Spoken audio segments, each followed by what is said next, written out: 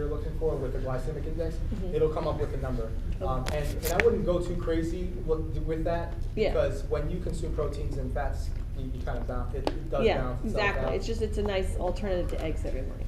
Yeah, oh yeah. I had that with like almond butter. Yeah, you just, we're going to talk about you know, the ratio of carbohydrates, fats, and proteins. And then once you start to understand that, you can kind of look at the nutrition facts of the bread that you're eating and say, okay, all right, if I eat this much, it's okay compared to whatever other macronutrient I'm putting in my body. Okay. All right? Any other questions? Insulin level spikes, bad. Okay. So what is the answer? The answer is, let's choose. We have a 3-step process. Okay, and the first step of the process that we recommend is to start choosing the right foods. Choose foods that are going to benefit you, that are low glycemic, that are going to allow you to be able to start using your fat as energy, so that you start to lose weight. And then the second step is going to be balancing. I mean, you can start choosing the right food and balancing, but again, remember our goals. We don't want to do too much at once. You know, we want to try to set goals that are sustainable. Balance. If we want to balance the 3 macronutrients, okay, you're going to see that a lot in the article that I wrote. Protein, carbohydrates, and body fats, that's what I'm referring to with the 3. Essentially, every time you sit down to eat something, you should be having one of the 3 macronutrients so that it's a balanced meal, okay?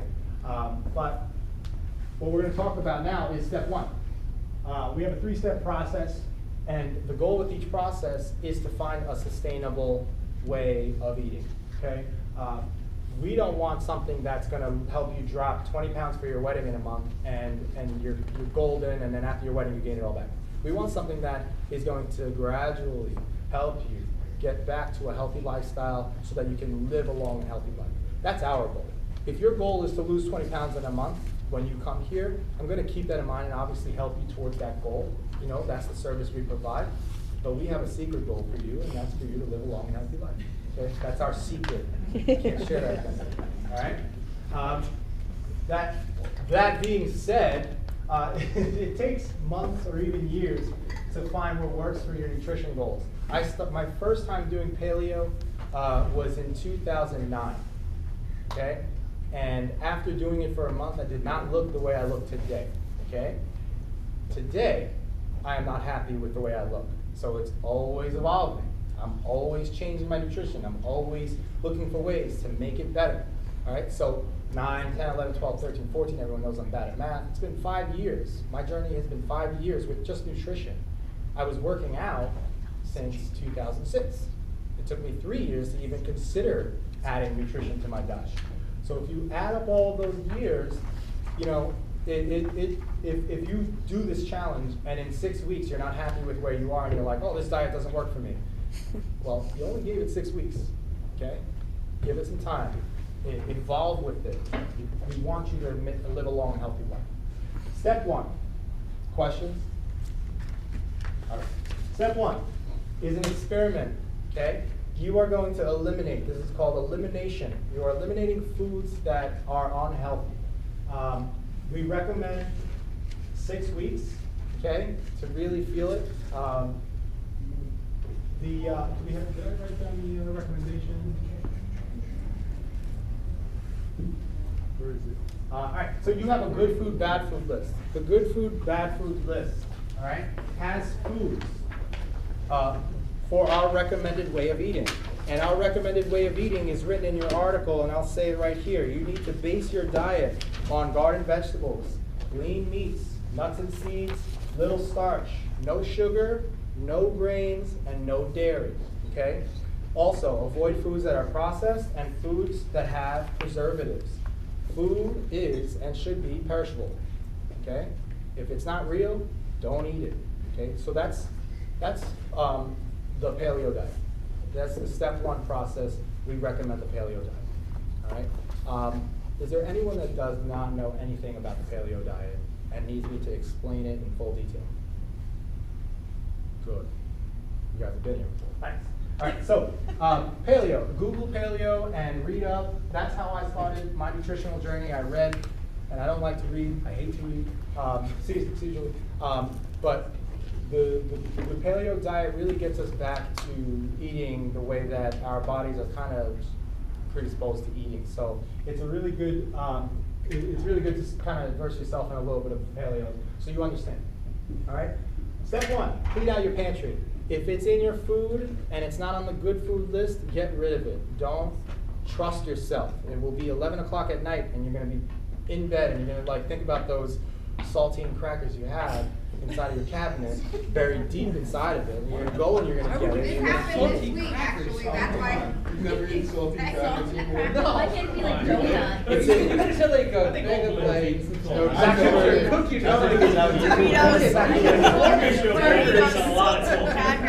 Reel it back in. Get rid of it, okay? Get rid of it. All right? That's step one.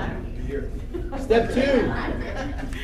Stay with me, guys. waking up at 11. Step two, eat real food, okay? If it has a nutrition label on it, read the nutrition label. If you don't recognize, I say 2 or more ingredients on that nutrition label. If you don't recognize them, then it's not real food, okay? Also, keep in mind that real food generally doesn't have a food label. What's the main ingredient in an apple? Apple. Apple. There you go. That's real, okay? Just keep that in mind. Shop the perimeter of the grocery store. If you leave here today and you're like, not sure what to make of it, at least do that, okay? All of the food on the outside of a grocery store, that's where you're gonna find your natural foods, real food, okay? If the closer to the middle of the store it gets, the longer shelf life it has, the more processed it is, okay? So those are no-go, those are no good, all right? So just try to start eating real food. I understand, and I know I talked about goals. If this is the first time you're ever doing this, it's hard. It's hard to eliminate all of these things. I say start small. The first thing I would eliminate is sugar. Experiment with that. Give it 6 weeks of no sugar. You will feel better. You will look better. I promise you. Sugar. Then, all right, I did sugar and I'm feeling good, but I want to get to the next step. Grains. All right, I eliminated grains and sugar. I feel good. What's the next step? Dairy. Move down the list until you can do 6 weeks of clean eating with all of these things out of your body. So you could do multiple 6-week challenges to yourself until you reach the point where you've eliminated everything. Is there an order, if you were gonna eliminate one group at a time, is an order that Exactly you think how I works said better? it. I would say sugar, then grains, then Dairy, okay. That's how, that would be my recommendation. Yeah. And that's not based off of research, that's just based on what I think people should do, like ones that damage you the most, and it's all order of importance in my opinion. Okay. Not based on what's easiest to give up. No, it's not Yeah, based on what's like dairy would be on the top. Dairy would, if you want to do it that way and you want to eliminate dairy Yeah. First and see how you feel, that's okay. Whatever works for you. This is not, like I said, this isn't a one way of doing it. If you see something that works for you, you make it your own. So yeah, if you want to eliminate dairy, do dairy first. Dan, question. Why not vegetable or corn oil versus, coconut and olive oil? Coconut oil and olive oil are more natural. So It's not- just because the other it's more oils are processed. probably processed.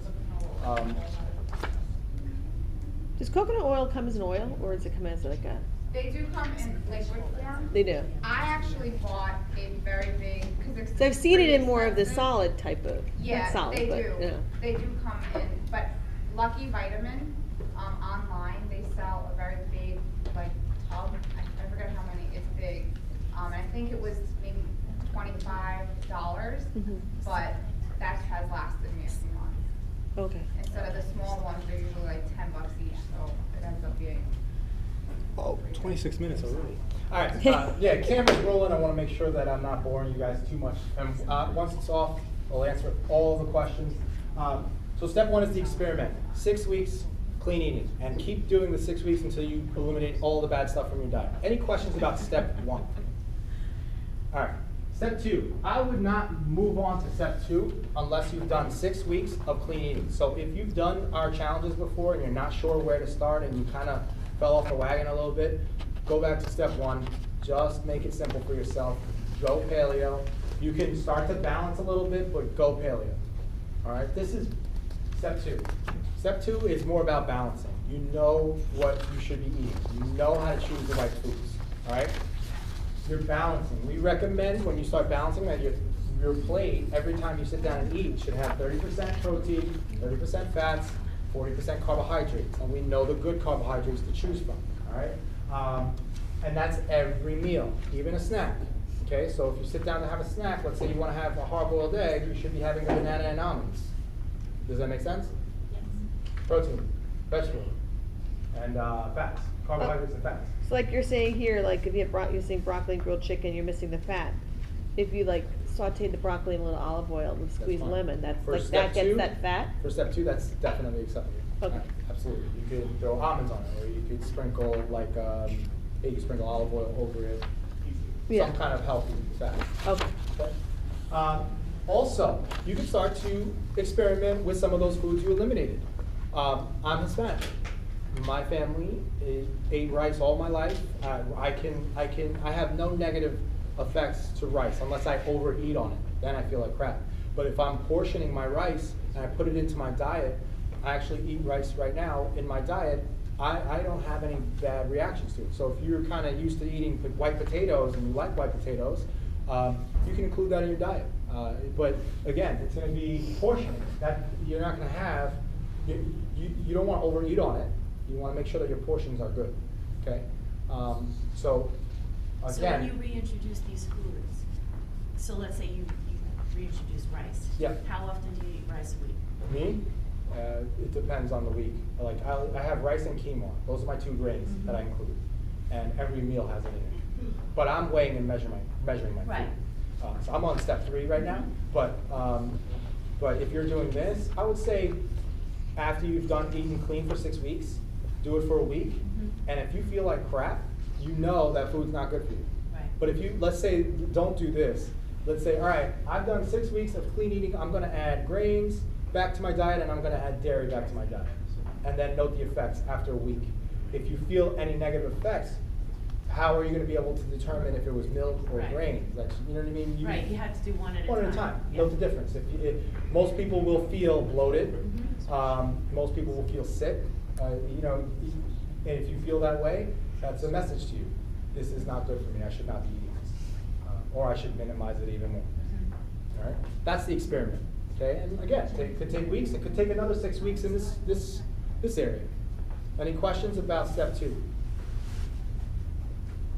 All right. Step 3 is going to overwhelm you if you're planning to do step 1. So if you're good with the information I've given you and you want to take off and run with it, you're free to leave now. But step 3 is the zone diet. We're learning how to put perfectly balanced meals together for the individual. Now, with this, if you're going to sit down and listen to this information, kind of make a note that one day you're going to need to make an appointment with myself or my brother so that we can individualize it for you. I'm going to give you an example of a person with his own diet and how we can balance the macronutrients for that person, but that doesn't mean that this is how you're going to eat. This requires a meeting. This requires an individualized plan. Okay? So, yeah. What's the difference between step 2 and step 3? The difference between step 2 and step 3 is that step 2, you're just kind of eyeballing and making sure that your meals are balanced. Step 3, you're getting out the scale, you're using the measuring cups, you're reading nutrition labels, you are accounting for the grams of carbohydrates, fats, and protein at every meal. And it sounds crazy, but it's actually really cool to me. I think of it like a science experiment with my own body. You know, because if I eat a certain way and I'm measuring and I know what, if let's say I have a bad workout, I mean, if I completely crap the bed on a workout, I'll know it was that ice cream I had the night before, or I'll know it was because I had too much of this, or I'll know that I changed my diet a little bit with my levels and I can't do it that way anymore. So you really start to become more in tune with yourself, and your body, and nutrition with this. But the idea here is to put balanced meals together so that you are in a zone. okay? I did want to use a whiteboard real quick. There's a zone. Okay. There's a zone you should be in. This is, I don't even know why I'm doing this, because it's just going to be like a 2-second drawing, but that's fine. All right. These measurements are just a starting point, and I want you to keep that in mind, okay? There's a zone to perform at optimal levels, okay? So we want to be somewhere here in the zone. And that's where we're going to start you if you do this process. We're going to start you in the zone for what we think is the zone, all right? Now, after a month or 2 months of eating this way, we may find out that you lean more towards protein, okay? Somewhere closer to protein, or you lean more toward carb. There's a range that we want you to be in where you're going to perform at optimal levels, and not everyone is the same. We all know that. So our goal is to find your zone. So we're going to show a ratio of protein, carbs, and fats, but your ratio may require more protein. Your ratio may require less carbs. Your ratio may require more carbs, or more fat. So that's the goal behind the zone diet, is to find your zone. All right? How do we do it? We already said each meal should have protein, carbohydrates, and healthy fats. All right? There's a ratio, though. There's a ratio that you're going to follow as a starting point. All right? So the ratio is, for every 7 grams of protein, you want 9 grams of carbohydrates and 1.5 grams of fat. Okay? Now these are hard numbers to remember. That's why the zone, Dr. Barry Sears created the zone diet. Well, he came up with the idea that when we balance these macronutrients, it will help you perform at optimal levels. So he created a unit of measure called the block. 1 block is 7 grams of protein, 9 grams of carbohydrates, and 1.5 grams of fat. Okay? So if you needed, well, I'll go through all of that in a second. Is anyone confused by that? It's okay if you are. Does that make sense? So that's